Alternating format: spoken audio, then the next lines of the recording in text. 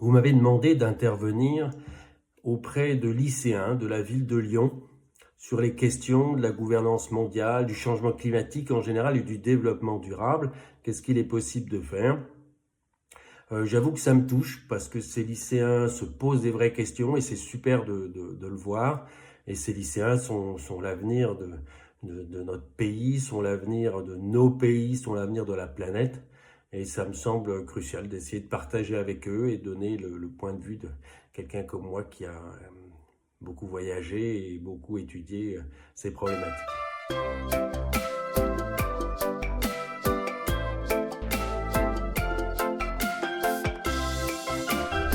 La première question que vous m'avez posée, selon vous, l'humanité sera-t-elle capable de stopper ou de ralentir le changement climatique? C'est deux choses différentes. Le changement climatique est en route. L'humanité se doit de changer ses pratiques pour éviter que ça ne devienne pire. C'est pour son bien à elle-même. Parce que les mesures sont beaucoup trop lentes à l'heure actuelle pour enrayer le changement climatique et il va falloir prendre des mesures pour que ça ne devienne pas catastrophique. On le voit, encore une fois, les inondations, les sécheresses, les montées de température qui deviennent extrêmes et qui vont être très difficiles à vivre pour les gens.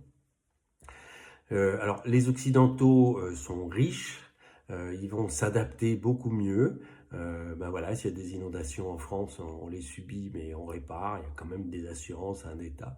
Les pauvres subiront de façon dramatique les changements climatiques. Et ça, il faut le prendre en compte parce qu'on est sur la même planète et il faut qu'on arrive à un équilibre si on veut que l'humanité perdure. Alors, une autre question était, quelles mesures concrètes peut-on attendre de la part des États pour accélérer la transition vers une économie respectueuse de l'environnement? Parce qu'effectivement, cette économie respectueuse de l'environnement, maintenant on s'en rend compte, c'est crucial, c'est nécessaire.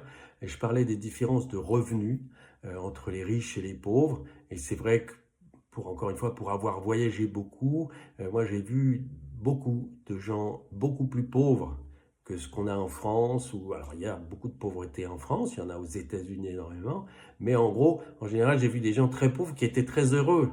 La différence de ce qu'apporte le bonheur par l'argent, elle est ridicule à la fin du compte. Mais les États démocratiques ont leur population qui vivent dans cette éducation que la consommation apporte le bonheur.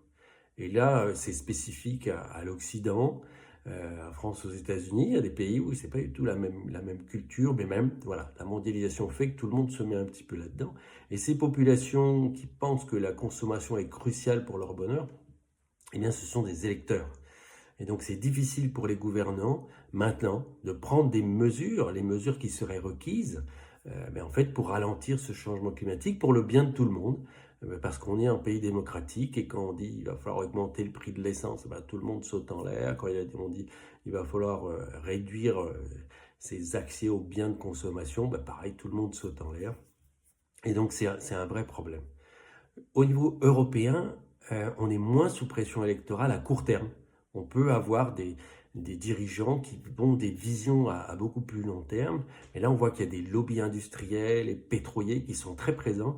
Mais en tout cas, au niveau européen, il y a plus de chances de faire avancer des visions à long terme parce qu'on est moins sous des pressions électorales à court terme que subissent nos dirigeants pour peu qu'ils aient envie de faire des choses correctement. Alors, question dans le temps, d'ici à 2050, quels sont les défis à surmonter pour une transition vers une économie plus respectueuse de l'environnement? Alors, je vais être très court. Il ne faut pas laisser ralentir les mises en œuvre d'engagements internationaux et européens qui ont déjà été prises. Il y a une tendance à le faire et il faut investir dans les programmes à impact positif. Je pourrais y revenir, mais l'impact positif, on a surexploité nos ressources. Eh bien maintenant, il va falloir réparer déjà, il va falloir anticiper l'avenir et montrer justement qu'on peut faire des choses très positives dans la lutte contre le changement climatique. Alors, est-ce que les accords internationaux ont eu des effets? Et en pratique, pourquoi ils n'ont que si peu d'effets?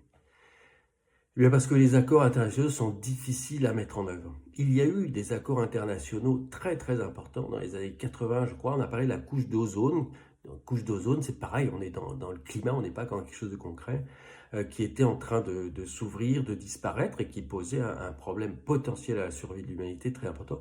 Et des mesures ont été prises pour limiter les émissions de gaz, donc déjà on parlait de gaz, qui détruisaient cette couche d'ozone. Et ça a fonctionné, on a changé tous les frigidaires qui avaient des gaz qui étaient nocifs pour la couche d'ozone, et on a réussi à prendre des mesures.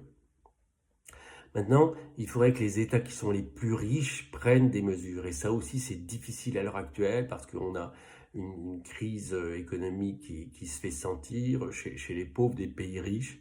Et donc, c'est assez compliqué à mettre en œuvre ces décisions internationales. On a vu les accords de Paris qui ont été signés par tout le monde. Et puis finalement, les États n'arrivent pas à prendre les mesures qu'il faut. Quel est le poids des ONG dans les COP, les conférences des partis, et celui des entreprises?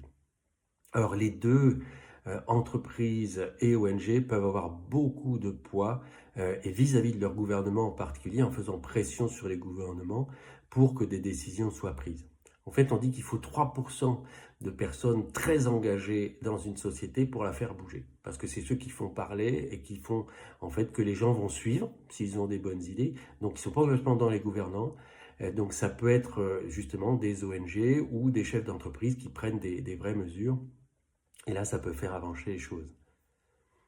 Alors, est-ce qu'on peut avoir des sanctions pour contraindre et lesquelles? Alors, les sanctions pour contraindre sont indispensables, sinon les choses n'avanceront pas.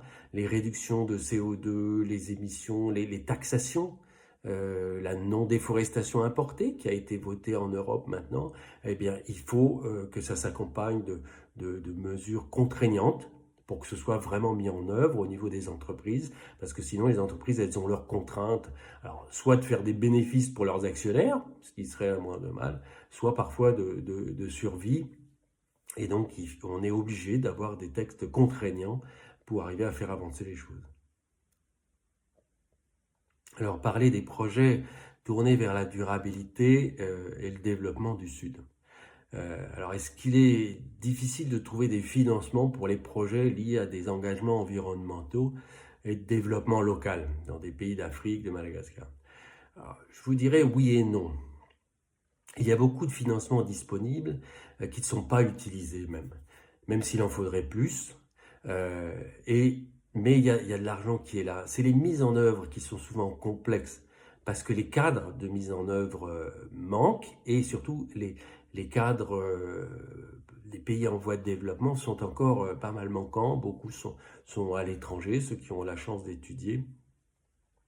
Mais ça avance et moi je suis super content de voir qu'il y a beaucoup de jeunes dans les pays en développement, à Madagascar en particulier, et qui commencent à prendre les choses en main. Et du coup, il faut des financements moins importants que ce qu'on voit au niveau des Nations Unies, des choses comme ça, et des petits projets qui sont beaucoup plus efficaces quand ils sont mis en œuvre dans des contextes locaux.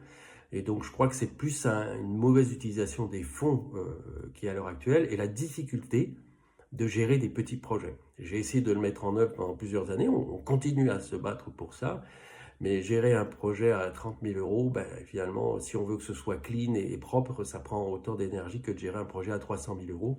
Et les grands bailleurs, ils préfèrent dire « faites-moi des projets à 300 000 euros, c'est plus facile c'est plus facile à gérer pour moi ». Alors, est-ce qu'il y a des défis, des difficultés, voire des oppositions aux projets et activités qu'on développe à Madagascar en particulier?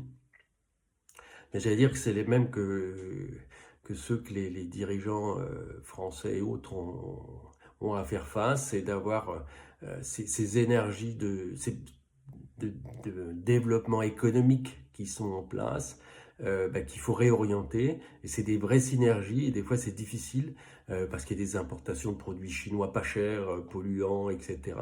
Et donc c'est assez difficile d'arriver à inculquer finalement une vision à long terme. Mais quand on travaille avec les communautés locales, finalement c'est assez génial parce qu'on voit que si on leur propose quelque chose qui est cohérent avec leur mode de vie, qui est beaucoup plus simple que le nôtre la plupart du temps, finalement ils sont très contents et ça se fait accepter. Et ça revient à la question d'après qui m'a été posée, comment les projets sont-ils acceptés au niveau local? Justement, la clé c'est d'écouter les gens, de savoir ce dont ils ont vraiment besoin. Et la santé et l'éducation les touchent, mine de rien, et souvent ils en ont très peu accès. Et finalement, c'est en travaillant là-dessus qu'on arrive à avoir des projets qui sont assez facilement acceptés. Et puis finalement, alors, ça prend plusieurs années de mettre les gens en confiance, mais une fois qu'on a abouti, c'est assez magique puisqu'il y a une vraie dynamique de développement durable qui se met en place. Alors, quels sont les impacts locaux de la société Aroma Forest qui fait des huiles essentielles au niveau local? Donc ça, vous l'avez compris. Donc effectivement, j'ai cherché à développer de l'autonomie des communautés locales. Et la société Aroma Forest s'inscrit là-dedans. Donc il y a Aroma Forest à Madagascar qui est totalement autonome. Les équipes que j'ai mis en place il y a plus de 12 ans gèrent la société qui fait des productions d'huile essentielle qu'on appelle en B2B, en commerce vraiment vers des entreprises. Et ça fonctionne, même s'ils ont du mal parce que il y a eu vraiment une crise en 2002. Les acheteurs essayent de faire baisser les prix même s'ils gagnent plus d'argent. Et donc c'est assez difficile. Mais en tout cas, cette société est totalement autonome et génère des revenus pour plus de 6000 personnes, même si 2022, là aussi, a été difficile et ça a baissé. Ça fait l'équivalent de 1000 emplois pleins, parce qu'il y a plein de gens qui bossent comme ils veulent, ils produisent un peu de plantes ou moins, etc. Ils choisissent comment ils veulent travailler. Mais en gros, économiquement, ça fait l'équivalent de 1000 emplois ruraux. Donc ça, c'est assez super pour moi. Ça fait 600 familles qui vivent grâce à Aroma Forest. Et ça me touche beaucoup. Maintenant, Aroma Forest finance des reboisements depuis de nombreuses années à Madagascar, mais ne dégageait pas, en faisant le commerce vers les entreprises, suffisamment de marge pour soutenir des projets de conservation de la biodiversité. Alors que cette biodiversité, c'est fou, mais elle contient des plantes médicinales nécessaires à l'industrie pharmaceutique dans l'avenir. Et pour moi, voir cette biodiversité disparaître, c'est pathétique, en particulier pour des entreprises qui vivent des ressources naturelles. Donc c'est pour ça qu'on a décidé de créer Aroma Forest en France pour commercer des huiles essentielles au détail, afin de réaliser des marges un peu plus sérieuses qui permettent de financer des actions vraiment de conservation. Alors est-il difficile de concilier économie sociale et solidaire et adaptation au changement climatique? Eh bien oui, parce que les paiements aux paysans, ils doivent être plus importants. Donc une entreprise, elle va gagner moins si on paye mieux les gens. Et donc ça, c'est pas facile parce qu'il y a plein de gens qui ne le font pas. Et donc on a aussi moins de ressources pour faire face aux crises liées aux cyclones et aux sécheresses quand on veut vraiment soutenir les paysans. Mais encore une fois, on voit que quand on met en place cette économie sociale et solidaire, eh bien, il y a cette vraie solidarité qui se fait aussi au niveau des acteurs eux-mêmes et qui s'auto-soutiennent quand il y a des problèmes justement de catastrophes écologiques qui arrivent. Donc je pense que c'est vraiment très important de continuer à se battre, même si encore une fois, on est face à des gens qui cherchent à faire des marges au maximum, et qui veulent avoir des prix bas et sur lesquels on n'arrive pas à lutter pour dire non mais excusez-moi mais un produit ne devrait plus être sur le marché s'il a des impacts économiques négatifs, que ce soit sur les humains et sur l'écologie. Quel lien entre humanitaire et écologie? Eh bien les liens entre humanitaire et écologie, ça fait suite à ce que je viens de dire, ils sont fondamentaux. On a été, dans les grandes villes en particulier, grandement séparés de la nature. Mais la biodiversité est indispensable, même à l'économie. Les derniers rapports du Congrès mondial d'économie, du G7, sont clairs. Il faut que l'industrie réagisse au plus vite pour préserver la biodiversité, parce que c'est l'économie mondiale qui en a besoin. L'humain ne peut pas se désolidariser du fonctionnement des écosystèmes et donc de l'écologie pour son économie. L'écologie, c'est plus, comme il y a quelques dizaines d'années, un sujet de travail des amoureux de la nature et de quelques chercheurs illuminés. C'est vraiment un sujet d'économie. Et le Forum économique mondial, qui regroupe plus de 100 gouvernants et des milliers de dirigeants d'entreprises, a identifié là en 2024, en janvier 2024, dans son rapport, que la perte de biodiversité était le premier problème sur les 10 prochaines années qu'il fallait traiter. Alors, le dérèglement climatique, la surexploitation des ressources naturelles et justement cette perte de biodiversité, c'est la principale préoccupation. Sans quoi on aura une vraie crise économique encore plus grande que ce qui arrive à l'heure actuelle, que ce qui est susceptible de se passer. Alors, il y en a pas mal qui savent que j'ai bossé pour des grandes marques au début. Et la question qui m'a été posée était de savoir est-ce qu'on peut considérer le secteur du luxe, comme Chanel et autres avec qui j'ai travaillé, et l'écologie. Est-ce qu'il n'y a pas un problème d'image pour des grosses boîtes qui sont dans le luxe comme Chanel? Alors écoutez, moi j'ai été mandaté par les Nations Unies récemment pour parler d'une industrie du luxe qui puisse être durable, pour voir comment on peut avoir des leviers là-dessus. Et c'est vrai qu'il y a une douzaine d'années, j'ai réussi à engager Chanel dans des actions écologiques parce que j'ai pu sensibiliser son PDG, le PDG de Chanel Parfum Beauté, hein, qui est spécifique à la cosmétique, sur le fait que la destruction des forêts primaires était en lien direct avec la valeur de son entreprise. Les chercheurs de sa marque me sollicitaient pour identifier dans les forêts dans lesquelles moi je travaillais des actifs pour développer les nouveaux produits de l'entreprise. Donc j'ai pu dire au PDG, mais attendez, monsieur Davac à l'époque était un brillant monsieur et vraiment très très bien. Eh bien voilà, on ne parle pas d'écologie, on parle de la valeur de votre entreprise, puisqu'une entreprise elle a de la valeur pour le chiffre d'affaires qu'elle réalise, mais aussi pour ses potentiels de développement. Et quand les forêts brûlent, eh bien, ce sont les potentiels de développement de nouveaux actifs qui sont en train de disparaître. Et donc, j'ai proposé qu'on travaille avec Chanel pour mettre en œuvre des actions sur l'environnement, pour s'assurer qu'il n'y ait pas du tout d'impact négatif, mais aussi d'essayer de mettre en place des actions positives pour soutenir des projets de conservation de la nature. Donc ça s'est fait avec Andrea Davac. Malheureusement, ça s'est arrêté après parce que voilà, parce qu'il y a des contraintes économiques et puis politiques. On se dit c'est le travail des ONG, mais c'est pas le cas. Et maintenant, je suis convaincu que les entreprises vont de plus en plus, y compris dans le luxe, s'engager pour la préservation de la biodiversité, grâce à la pression du public, grâce à la pression des consommateurs, mais aussi parce qu'ils savent qu'ils n'ont pas le choix s'ils veulent être durables. Alors, c'est intéressant quand des entreprises sont familiales, comme Yves Rocher, qui prend beaucoup de mesures, parce qu'ils peuvent se dire, OK, on a une mission à avoir, ils font des entreprises à mission. Chanel est aussi une entreprise familiale, même s'ils sont beaucoup plus attirés par l'argent. Mais il y a des entreprises qui sont liées à des besoins de rentabilité bancaire à 3 mois, et là ça devient dramatique, ils n'arrivent pas à prendre d'engagement sur le long terme, et ça c'est assez pathétique. Mais disons que c'est possible, et plus les consommateurs mettront pression là-dessus, plus ça changera.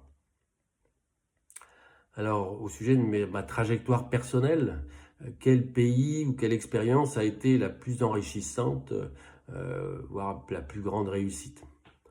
Alors, je vais dire, on essaye de voyager le moins possible ou le plus intelligemment possible à l'heure actuelle. Mais pour moi, toutes les expériences de voyage ont été enrichissantes. Et j'ai eu la chance de voyager beaucoup. Je pourrais vous dire que le Cameroun, Nicaragua, Cambodge ou les profondeurs de la jungle de Papouasie, et bien sûr Madagascar, où je travaille toujours depuis presque 35 ans. Mais ce qui fait la richesse des rencontres, c'est justement s'attacher aux humains qu'on rencontre. Dans les voyages, on voit des paysages, c'est super, mais c'est quand on parle aux gens et qu'on prend le temps de les écouter que là on découvre vraiment les pays qu'on voyage et puis la richesse de l'humanité. Il y a trop d'exemples dans ma tête pour donner une seule, mais en vérité, ce qui reste en mémoire, c'est justement souvent les rencontres avec les gens qui pourraient apparaître comme les plus simples et qui finalement, on garde ça dans nos cœurs et qui sont des vraies réflexions sur la vie à la fin du compte. Ma plus grande réussite sera, si je parviens à développer des filières qui permettent durablement de soutenir l'implication des communautés locales dans la conservation de la biodiversité, si toutes les équipes que j'ai pu mettre en place arrivent à être autonomes, et en particulier la forêt de Vuilman, qui est extraordinaire en termes de biodiversité, qui aurait disparu si on ne s'en était pas occupé, si j'étais pas intervenu moi personnellement, donc c'est chouette. mais ce ne sera chouette que si on arrive à s'assurer que financièrement, les gardes forestiers peuvent toujours être là, parce qu'il faut toujours des gardes forestiers. Ils sont communautaires à Bouïman, mais il faut leur permettre de faire leur travail. Donc pourquoi Madagascar? Quel pays d'Afrique m'a le plus marqué? Ben, j'ai grandi au Cameroun, un pays que j'adore, j'y suis retourné à plusieurs reprises. C'est un pays dont la diversité est fascinante, que ce soit humaine ou environnementale. J'adore le Burkina Faso, où les femmes et les hommes ont un vrai sens politique et une intégrité qui est extraordinaire à voir et à vivre. J'ai adoré les Samburu dans le nord du Kenya et leur résistance face aux changements climatiques qu'ils subissent déjà. La dernière fois que j'y étais, j'ai vu des chameaux morts au bord de la route, alors qu'ils sont vraiment faits pour vivre dans le désert, donc ils subissent vraiment des choses très grandes. Les musulmans du Maroc qui reconnaissent Jésus comme un prophète, ou alors les pygmées dans la profondeur du nord du Congo qui sont tellement inspirants de, de, de vie dans la nature, ils sont la nature même, donc beaucoup de choses. Et à Madagascar, ce sont le fameux mélange entre ces peuples d'origine africain et asiatique qui en fait un peuple ou des peuples, parce qu'il y a vraiment plusieurs ethnies qui sont très différentes à Madagascar. Et c'est un pays fascinant où on trouve tellement de choses naturelles. Ça vaut vraiment le coup. Donc voilà. Donc beaucoup de choses qu'on peut vivre et qui sont à vivre. Mais encore une fois, c'est la jeunesse qui doit trouver sa place dans tous ces challenges qu'on a à vivre. On peut être heureux avec beaucoup moins de choses que ce que les parents ont parfois voulu avoir. Et le bonheur, il est dans les gens, dans les familles. Et si on regarde au niveau psychologique, c'est ça qui fait le plus plaisir à la fin du compte, c'est de se retrouver entouré de gens qu'on aime et avec qui on peut passer du bon temps. Et je crois que c'est ça qu'il faut voir. Et le reste, on arrivera à le gérer si tout le monde s'engage un peu plus. Et je suis convaincu que ce sont les jeunes comme vous qui vont changer les choses et qui vont faire bouger les dirigeants actuels. Et il ne faut pas hésiter à continuer à vouloir bouger les choses. Merci beaucoup à la jeunesse.